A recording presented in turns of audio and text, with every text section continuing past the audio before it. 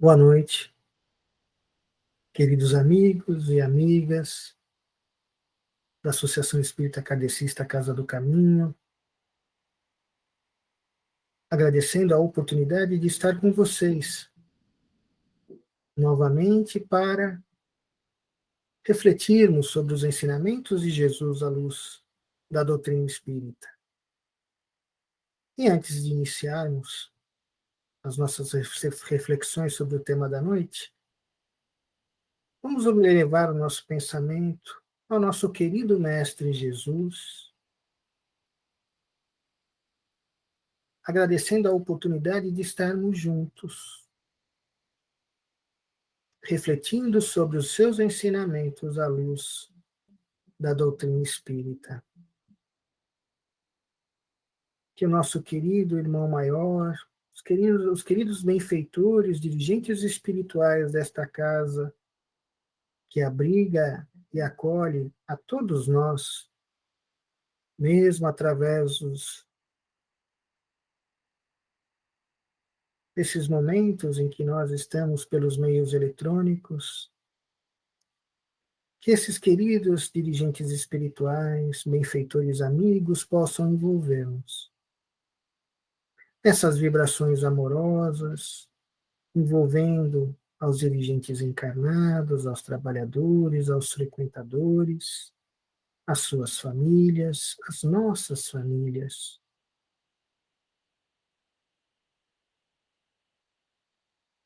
E que possam inspirar-nos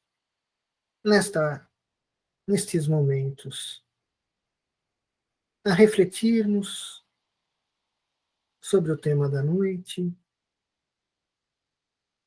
trazendo as reflexões, as orientações que recebemos desses queridos benfeitores da humanidade e aplicá-las às nossas existências e nossas vidas diárias. Agradecemos, Senhor, pela oportunidade bendita de estarmos encarnados e agradecemos ao Pai infinito pelo dom da vida e a graça de existir. Muito obrigado, queridos amigos espirituais, e que possam estar conosco em todos os momentos. Que assim seja, graças a Deus. E assim, queridos amigos, queridas amigas, vamos falar nesses momentos sobre o egoísmo e o entrave que ele é ao progresso da humanidade.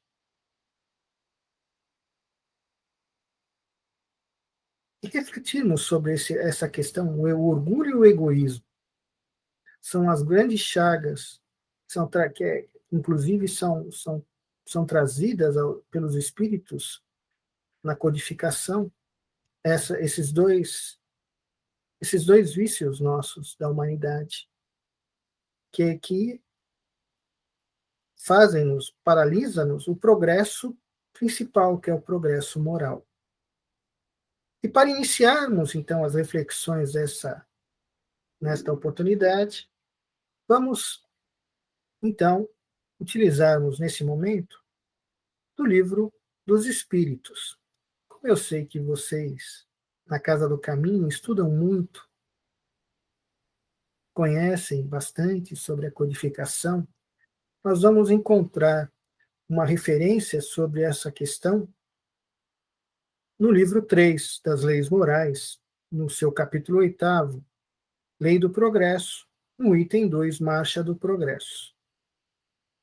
Vamos lembrar que o Livro dos Espíritos ele é dividido em 4 livros, o livro 1, livro 2, livro 3, livro 4, ou 4, que nós entendemos, é colocado dessa forma, mas também pode se entender como 4 partes.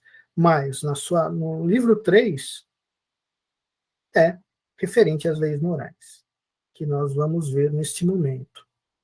E Kardec, na questão, então, no capítulo 8º, na Lei do Progresso, no segundo item, Marcha do Progresso, ele vai fazer uma pergunta aos espíritos. Vamos ver qual pergunta ele faz aos espíritos. Na questão 785.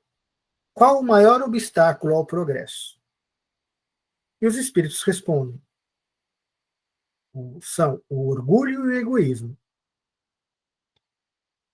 E continuam: quero referir-me ao progresso moral, porque o intelectual avança sempre.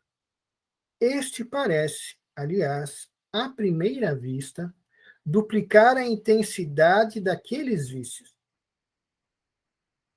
desenvolvendo a ambição e o amor das riquezas, que, por sua vez, estimulam o homem às pesquisas que lhe esclarecem o espírito. É assim que tudo se relaciona no mundo moral, como no mundo físico, e que do próprio mal pode sair o bem. Mas esse estado de coisas durará apenas algum tempo.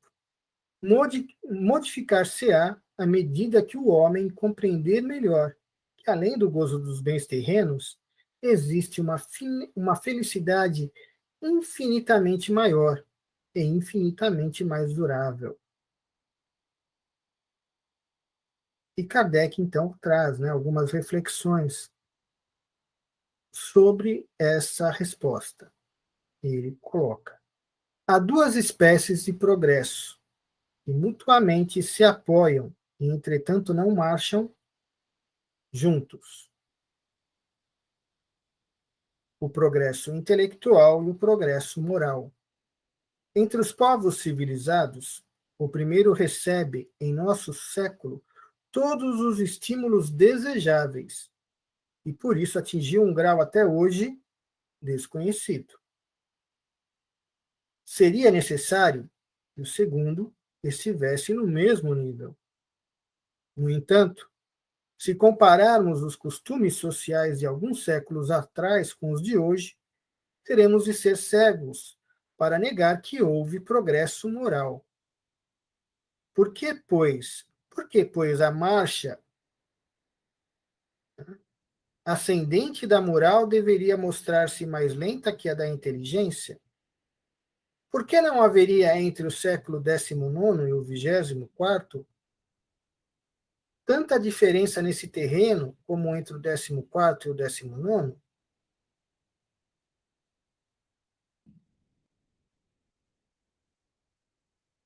Duvidar disso seria pretender que a humanidade tivesse atingido o apogeu da perfeição, o que é absurdo, ou que ela não é moralmente perfectível, o que a experiência desmente.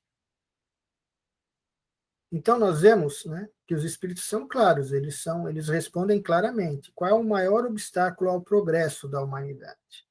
Orgulho e egoísmo. Né? E eles colocam que o orgulho e o egoísmo eles vão servir de obstáculo principalmente ao nosso progresso moral, porque o intelectual ele avança sempre, né? Progresso, né? O progresso intelectual, porque o homem sempre está buscando melhorias na sua vida material, né? Então ele vai avançando sempre. Em relação ao progresso moral, então aí o próprio Kardec faz, né? Ele faz essa reflexão. Então ele coloca, né? Isso é Kardec já refletindo sobre a resposta dos espíritos, né? Então ele coloca que há duas espécies de progresso que mutuamente se apoiam, eles seguem juntos, mas eles não caminham juntos, marcham, né, no mesmo passo. E ele coloca o intelectual e o moral. Aí ele até comenta, né, que no século IX, ele está falando sobre o século XIX, né, nós estamos no século XXI. Se Kardec pudesse ver, né, as conquistas que nós tivemos, né, nesses 2 séculos que distanciam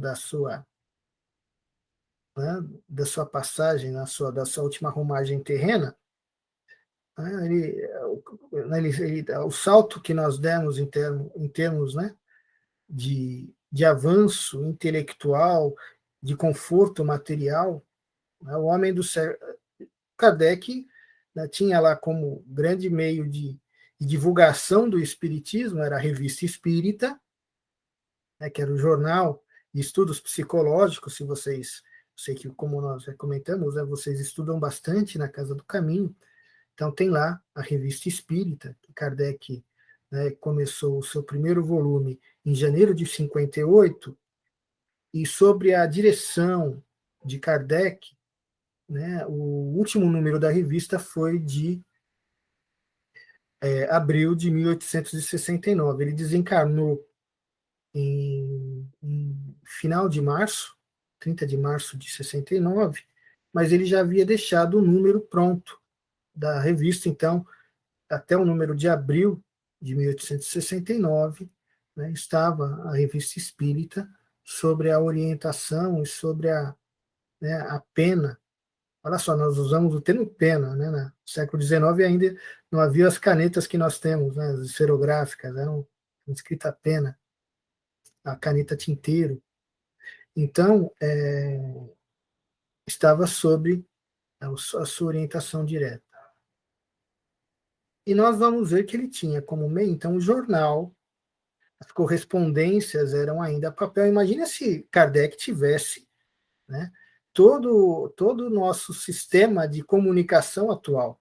O que, que ele, né, o que, que ele faria hoje com tudo que nós temos ao nosso alcance, inclusive esse momento que eu estou falando com vocês, em que nós não estamos, né, juntos presencialmente, mas estamos, mesmo à distância, nos comunicando, né, e divulgando esse trabalho que ele realizou lá no século XIX, né, sobre a orientação, né, do Espírito Verdade e toda aquela pleiade de assessores do Espírito Verdade, Santo Agostinho, São Luís, todos aqueles espíritos, né, luminares que deram a sustentação a ele nesse trabalho gigantesco que é a doutrina espírita. Mas vamos lá. Então, por que eu estou falando sobre essa questão? Né? O progresso intelectual e material, a diferença, né, que se há desses dois. Em relação ao progresso moral, também é grande. Só que ele é mais lento, ele não caminha junto com os avanços, né, do intelecto. O intelecto ele geralmente segue à frente por escolhas nossas, da humanidade. Não é que seria assim em todos os mundos, mas nas escolhas coletivas que nós fazemos. Apesar que os espíritos falam, né, que o intelecto, então, a gente tem que selecionar, né, a gente aprende a raciocinar, a entender o mundo para depois fazermos as escolhas e entendermos outros aspectos que vão além da matéria. Nós pegamos a história da humanidade, ela nos seus primórdios, né? Se a gente pega um homem primitivo, ele tem que primeiro entender aquilo que está ao redor dele, para depois começar a entender aquilo que não está diante dos olhos. Por isso que o Espiritismo veio, o Consolador Prometido veio, no momento em que a humanidade tinha condições de, né, ver além dos olhos materiais. Lembrem-se que lá Pasteur é século XIX. A penicilina, a descoberta, né, do mundo invisível dos micro-organismos, das bactérias, dos vírus, né, foi no século XIX, não muito antes ou depois de Kardec. Foi tudo naquele momento. Então, estava se descobrindo uma nova, né, se descortinando um novo olhar sobre as questões materiais. E que hoje nós já avançamos bastante no campo intelectual e o moral também. Melhoramos bastante, mas não na mesma intensidade e na mesma velocidade. E como é que nós faríamos isso? Lembram daquela música do Balão Mágico da década de 80? Depende de nós, né? Depende de cada um de nós. Não é do vizinho, não é do outro. Nós geralmente colocamos, né, a responsabilidade das questões que não vão bem no outro. Nós culpamos os outros. Lembram-se de Jesus no Evangelho? É mais fácil ver o argolho no olho do vizinho do que a trave no vosso. Então, geralmente a gente vai ver o defeito alheio, mas não conseguimos ver as vicissitudes que ainda carregamos. Então, nessa questão, é que nós vamos refletir. Como é que nós podemos fazer com que esse progresso moral ele possa caminhar mais velozmente, né, possa caminhar mais próximo do intelectual, do nosso esforço, né, do nosso esforço de transformação interior, de mudança, de entendimento. A gente fala muito em mundo de regeneração. Ah, mas eu estou esperando o mundo de regeneração. Mas quando é que vai chegar esse mundo de regeneração? Quando nós estivermos regenerados. E eu consigo regenerar o outro? Não, o trabalho de transformação é individual. Cada um de nós é que vai se transformar. Então, quem é que eu posso transformar? A mim mesmo. Esse trabalho de regeneração vai começar em nós. Em cada um de nós. Transformando as vicissitudes que ainda trazemos, o orgulho, o egoísmo, a inveja, os ciúmes. É difícil a gente, né? A gente até dói quando fala isso, né? A gente, quando se olha no espelho, a gente consegue se olhar no espelho e falar que é invejoso, que é ciumento, que é orgulhoso, que é egoísta? Não, né? Como? Não sou. Será que não somos? Não quer dizer que isso é característico, né? Essa construção da personalidade de cada um de nós, né? Da nossa construção da individualidade, vamos até sair da personalidade, mas da nossa individualidade, de nós enquanto indivíduos, seres espirituais em progresso, faz parte da construção do eu. O egocentrismo, ou seja, o ego como centro, faz parte, né, do processo evolutivo. Lembra da criança? A criança é tudo dela. Vamos pegar lá, né, para nós entendermos. Né? Na fase infantil, enquanto nós retomamos o nosso corpo físico, a criança ela vai ter uma fase lá de egocentrismo. Tudo é voltado às necessidades dela. Que ela então, está se formando nela essa questão da individualidade, de entender-se como indivíduo, de entender, de ver o outro. Isso vai se ampliando. Isso quando a gente fala na questão física, na questão, né, do crescimento nosso enquanto, né, seres encarnados, tem essas fases. Em termos espirituais também há. Vamos lembrar da escala espírita, lá na questão 100 do Livro dos Espíritos. Lembram-se lá que lá na escala espírita o Kardec ele coloca de forma pedagógica e didática, né, ele classifica, né, os espíritos trazem a Kardec 3 ordens de evolução. Então, tem lá a terceira ordem dos espíritos inferiores, dos espíritos imperfeitos, a segunda ordem dos bons espíritos e a primeira ordem dos espíritos puros.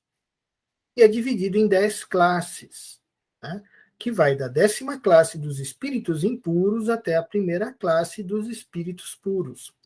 E entre a 10ª e a primeira classe, existem inúmeras, né, tem lá, né, os espíritos levianos, os espíritos zombeteiros e levianos, tem os espíritos, os pseudo-sábios, tem, né, os próprios, né, então, à medida que vai se evoluindo, nós vamos deixando as fases, né, então, o espírito impuro, ele ainda é aquele que mal ingressou na humanidade, acabou de adentrar como espírito, saindo dos reinos, né, da evolução dos reinos, né, de princípio inteligente em espírito. Então, lá é as primeiras fases evolutivas, vamos lembrar da Terra nos seus primórdios, né, lá da evolução humana, né, os australopitecos, até chegar, né, então, australopitecos lá, que é próximo dos símios, né, muito próximo em termos físicos dos companheiros primatas,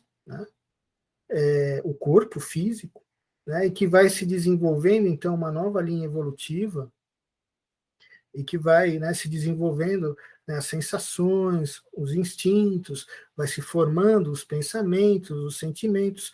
À medida que esse ser vai evoluindo, né, o seu corpo físico vai se embelezando, no seu núcleo cerebral, o seu cérebro vai aumentando. Você pega lá o cérebro de um australopiteco, do cérebro de um Cro-Magnon, né, do Neandertal, do Cro-Magnon, do Homo sapiens, ele é minúsculo comparado ao cérebro do, né, o Homo sapiens é o que tem o cérebro mais desenvolvido. Mas houve toda uma linha progressiva em que nós, enquanto vivenciando as experiências, vamos desenvolvendo o veículo nosso de manifestação. À medida que nós vamos adquirindo mais capacidades, os instrumentos que nós utilizamos, eles também se desenvolvem, evoluem, crescem.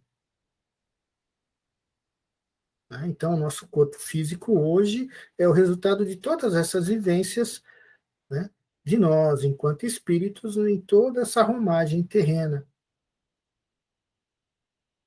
E como nós falamos, né, a fase de egocentrismo, né, então o ego, o nosso, o que é o ego? O ego somos o eu, é o eu, é o entender-me como indivíduo. E primeiro eu trago tudo para mim, na fase egocêntrica. Eu sou o centro de tudo. Né? É necessário no desenvolvimento, mas nós não podemos ficar presos aí.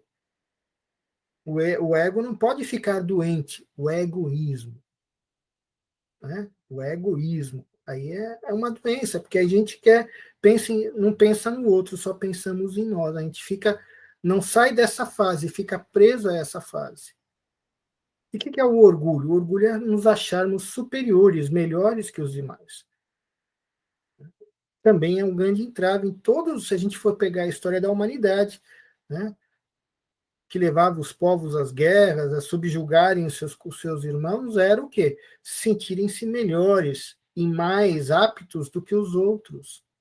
Sendo que Jesus veio trazer que todos nós somos, né, filhos de um mesmo Pai e somos criados da mesma forma, né? Os espíritos trazem aí na doutrina espírita que nós somos criados simples e ignorantes. E aí começamos toda a nossa marcha. O que nos diferencia? Aí é a evolução e o esforço individual de cada um que vai começar, então, a ter as diferenças evolutivas em função dos esforços de cada ser no seu progresso, na sua evolução. Mas entendendo que nós temos que respeitar e amparar o outro que está ao nosso lado. Quando é que o mundo vai ser regenerado? Quando eu conseguir aplicar os ensinamentos que Jesus nos trouxe lá no Evangelho. Lembram lá né, qual era o maior mandamento? Quando falaram lá, né, os fariseus para pegarem Jesus, né, porque se ele falasse diferente do que estava no Código de Moisés, ele seria apedrejado. Então eles falaram assim, qual o maior mandamento? Aí ele vai falar lá, de acordo com as ideias dele, e a gente pega ele. E aí Jesus fala, não, o que está escrito na lei? Amar a Deus sobre todas as coisas. E aí ele fala, né? E o segundo semelhante a este, amar a Deus sobre todas as coisas e o próximo como a si mesmo. Então é ver o outro como você mesmo. Então é sentir no mesmo diapasão, é sentir da mesma forma, é se colocar no lugar do outro. Hoje nós temos aí, né, todo uma série de palavras bonitas, a empatia. O que é empatia? É se colocar no lugar do outro. Quem é que trouxe esse conceito à humanidade? Jesus. Podemos ter uma palavra diferente hoje para essa ação, mas Jesus já se colocava, né? Então ele falava: amar ao próximo como a si mesmo, entender o próximo, perdoar o próximo, sentir o próximo. Então ele sempre usou a ideia da empatia em todos os seus ensinamentos. E olha que riqueza. Que beleza que Jesus nos deu sobre esses ensinamentos. Que maravilha, né? Esses conceitos, que não são conceitos, a gente entende como teoria, como conceito, mas é a aplicação de bem viver. Jesus nos ensinava a viver bem, a viver em harmonia, a vivermos, né, em equilíbrio com todos. Só que nós não entendemos assim. E aí, ao longo dos milênios, fomos, né, em termos, eu não estou falando em termos individuais, eu estou falando em termos coletivos. Nós fomos dando as nossas cabeçadas, né, os nossos desencontros, individualmente também, cada um de nós. Mas coletivamente nós fomos perdendo essa oportunidade. Nós já podíamos estar regenerados há muito tempo. Quantos anos fazem que Jesus trouxe a Boa Nova? Mais de 2000 anos. Ele mesmo vindo exemplificar, encarnado entre nós. Mas muito antes da Boa Nova, que ele mesmo veio exemplificar, ele enviou seus emissários a todos os povos e a todas as civilizações existentes, muitos milênios antes de ele mesmo vir. Então vamos ter lá na China, né, o Confúcio, vamos ter, né, na Grécia, Pitágoras, Sócrates, Platão, vamos ter lá entre os egípcios né, os monges, sacerdotes egípcios, os sacerdotes na Mesopotâmia, os hindus, e em todos os povos sempre receberam seus ensinamentos, nas mais diversas épocas. Mas nós, né, não ouvimos com atenção e nem ouvimos com atenção. Lembram que Jesus usava essa expressão no Evangelho? Quem tiver olhos de ver, que veja, e ouvidos de ouvir, que ouça. Nós ainda não aprendemos a ver e ouvir com exatidão e a aplicar seus ensinamentos com exatidão. Nós viveríamos muito melhor, muito mais tranquilos, muito mais saudáveis. A gente chega lá, vai demorar um pouquinho. Como falava seu José, né, o seu José Izuíno, vai levar um pouco mais de 6 meses, meus filhos. Mas a gente vai chegar lá. Mas esse é um esforço individual nosso e o esforço coletivo enquanto, né, humanidade. Então, é a gente fazer a nossa parte e contribuir para que a coletividade faça dela. Como é que nós vamos contribuir? Com o nosso exemplo, com nossos esforços. E tem aquele ditado, né, que uma ação vale mais do que 1000 palavras. Então, porque nós aprendemos muito mais pelo exemplo do que pelas palavras. Podemos ficar aqui discursando horas e horas sobre os benefícios, mas o gesto vale muito mais. E é o que Jesus usou. Jesus não deixou nenhum dos livros escritos. Jesus não escreveu os evangelhos. Ele exemplificou os seus ensinamentos. Ele agiu. Ele perdoou. Tudo aquilo que tudo aquilo que ele ensinou, ele exemplificou.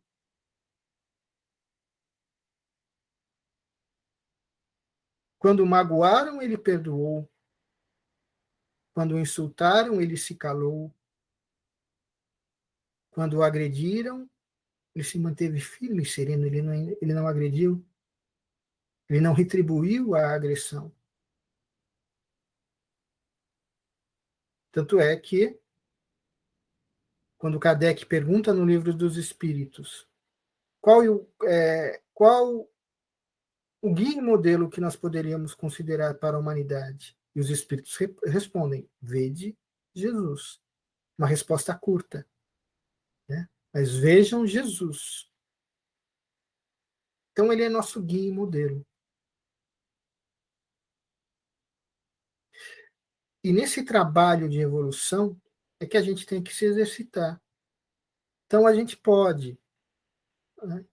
A gente sabe que o orgulho e o egoísmo são os grandes entraves. E aí vem o Evangelho. No Evangelho, nós temos o Evangelho segundo o Espiritismo. Nós vamos encontrar, né, quando ele fala, né, tem lá o capítulo, em que ele diz, né, o egoísmo. Está lá no capítulo 11, amar ao próximo como a si mesmo. Então, no capítulo 11 do Evangelho segundo o Espiritismo, tem lá, amar ao próximo como a si mesmo. E nas instruções dos Espíritos, né, tem lá o egoísmo. O egoísmo, chaga da humanidade, tem que desaparecer da Terra, a cujo progresso moral, né, se opõe. Ao Espiritismo está reservada a tarefa de fazê-lo, reservada a tarefa de fazer a Terra, né, elevar-se na hierarquia dos mundos. O egoísmo é, pois, alvo para o qual todos os verdadeiros crentes devem apontar as suas armas, dirigir as suas forças, sua coragem. Digo coragem, porque dela é muito mais necessária a cada um porque ela é muito mais necessária a cada um para vencer-se a si mesmo, do que para vencer os outros. Que cada um, portanto, empregue todos os esforços em combatê-lo em si, certo de que esse monstro devorador de todas as inteligências, esse filho do orgulho, é o causador de todas as misérias do mundo terreno. É a negação da caridade e, por consequência, o maior obstáculo às felicidades dos homens. Jesus nos deu o exemplo da caridade e Pôncio Pilatos o do egoísmo. Pois quando o primeiro, o justo, vai percorrer as santas estações do seu martírio, o outro lava as mãos, dizendo: que me importa? Animou-se a dizer aos judeus: este homem é justo, por que o quereis crucificar? E, entretanto, deixa que o conduzam ao suplício. É a esse antagonismo entre a caridade e o egoísmo, a invasão do coração humano por essa lepra. A esse antagonismo entre a caridade e o egoísmo, a invasão do coração humano por essa lepra, que se deve atribuir o fato de não haver ainda o cristianismo desempenhado por completo a sua missão. Cabem-vos, cabem a vós, novos apóstolos da fé, que os espíritos superiores esclarecem, o encargo e o dever de extirpar esse mal, a fim de dar ao cristianismo toda a sua força e desobstruir o caminho dos pedregulhos que lhe embaçam a marcha. Expulsai da terra o egoísmo, para que ela possa subir na escala dos mundos, porquanto já é tempo da humanidade envergar a sua veste viril, para o que cumpre que primeiramente, né, o extirpais dos vossos corações. Aí está assinado, a mensagem está assinada por Emmanuel, Paris, 1861. Né? Então, nós vemos que, né, a necessidade, os Espíritos colocam aqui, né, o Emmanuel coloca aqui de forma clara no Evangelho segundo o Espiritismo, que é onde nós devemos combater o orgulho e o egoísmo. Em nós. Em nós. Né? E aí vem uma outra mensagem também sobre esse mesmo tópico do egoísmo, que fala: se os homens se amassem com mútuo amor, se os homens se amassem com mútuo amor, mais bem praticada seria a caridade. Mas para isso, necessários seria vos esforçareis por largar né, essa couraça que vos cobre os corações, a fim de se tornarem eles mais sensíveis aos sofrimentos alheios. A rigidez mata os bons sentimentos. O Cristo jamais se recusava, não repelia aquele que o buscava, fosse quem fosse. Socorria assim a mulher adúltera como o criminoso, nunca temeu que sua reputação sofresse por isso.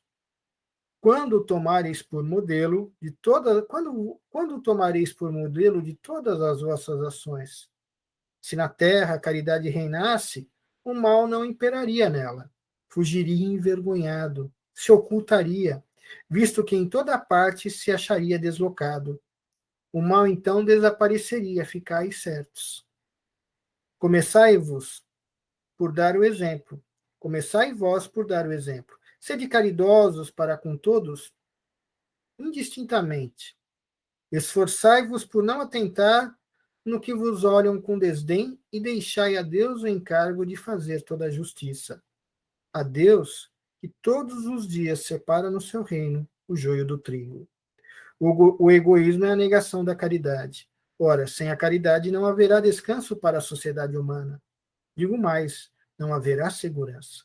Com o egoísmo e o orgulho que andam de mãos dadas, a vida será sempre uma carreira em que vencerá o mais esperto, uma luta de interesses em que se calcarão os pés as mais santas afeições, em que sequer os sagrados laços de família merecerão respeito. Essa é uma comunicação dada pelo Espírito Pascal em Sens, 1862. Mas o que nós vemos nessas comunicações, né? A necessidade de que eles nos dão, né, eles nos mostram o quê?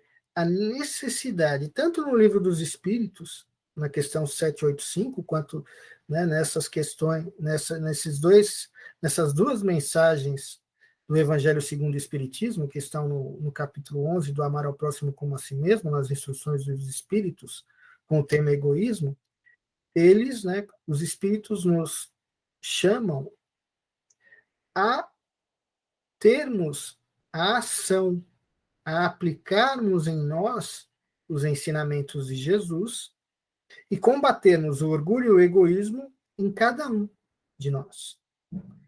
Né? Então, essa é a grande necessidade. Então, a gente tem que fazer esse esforço. Nós temos que. Como é que nós vamos querer um mundo de regeneração se nós não nos regenerarmos? É necessário.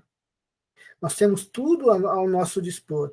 Todos os ensinamentos foram dados e são relembrados a nós a todos os instantes. Temos, como espíritas que somos, ao nosso, né, a nosso dispor, né, todo esse entendimento que os espíritos, né, passaram a Kardec através da codificação, essas experiências que eles nos enriquecem, né, esse olhar, né, acima da matéria, acima do presente, né, do presente que eu falo, do nosso dia a dia, né, que nos coloca acima, né, não como homens materiais simplesmente, mas como seres espirituais envergando roupagens materiais. E como Jesus falava no seu evangelho, a felicidade não é desse mundo, porque não é de nós passamos por este mundo. Esse não é o verdadeiro reino, né? Lembra o que Jesus falava, né? Esse não é o meu reino eu vou prepará-lo para vós. Né? Lembremos que os Espíritos nos ensinam no livro dos Espíritos que a verdadeira pátria é a pátria espiritual. E nessa marcha progressiva de todos nós, enquanto espíritos, enquanto, né, seres espirituais em progresso, nós temos diversas existências. Existências. Cada existência é um ano letivo da nossa, no planeta. É como se a gente comparasse a Terra a uma grande escola. Então, cada existência nossa é um ano letivo, em que nós somos colocados à prova, né? Reparamos, né? Corrigimos, temos que fazer aquelas questões que nós não aprendemos. Então, nós temos, essa é a forma que nós temos que ver a Terra.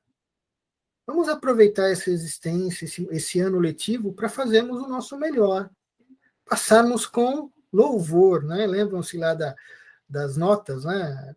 Então, passarmos com 10, né? Ou se não conseguimos passar com 2, pelo menos passarmos, né? Uma nota melhor do que nós temos passado aí ao longo dos milênios, né? Em que muitas vezes, né, somos reprovados e repetimos inúmeras existências, né, estacionados que ficamos no nosso progresso espiritual. Então vamos aproveitar. Está chegando o momento que a Terra vai deixar de ser um ensino fundamental, vai passar a ser um ensino médio. Quem tiver conquistado, né, as matérias, que tiver passado nas matérias necessárias para permanecer e tiver condições de continuar no ensino médio, né, vai continuar na escola terrena. Quem não conseguir as notas necessárias, né, a Terra não vai mais disponibilizar o curso fundamental. Então vai ter que ser transferido para um colégio de expiação e provas. Então vamos fazer a nossa parte para que nós tenhamos a possibilidade de permanecermos matriculados já num curso, né, um curso mais avançado que a Terra terá. Vamos fazer o nosso esforço individual, vamos procurar, né, exercitar tudo aquilo que Jesus falava, né, reconciliar com o teu companheiro enquanto em caminho com ele, perdoai não só 7 vezes, mas 70 vezes 7.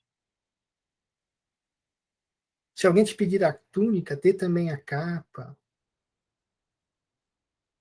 Se alguém te pedir para caminhar 10 passos, caminhe mais 100. Olha só, né? Vamos procurar utilizar isso e vencermos em nós o orgulho e o egoísmo. Como é que nós vencemos isso? É nos colocando no lugar do outro. É amar ao próximo como a si mesmo, como Jesus falava. É sermos empáticos, como né? O termo agora da moda, né? E o termo atual tem usado, né?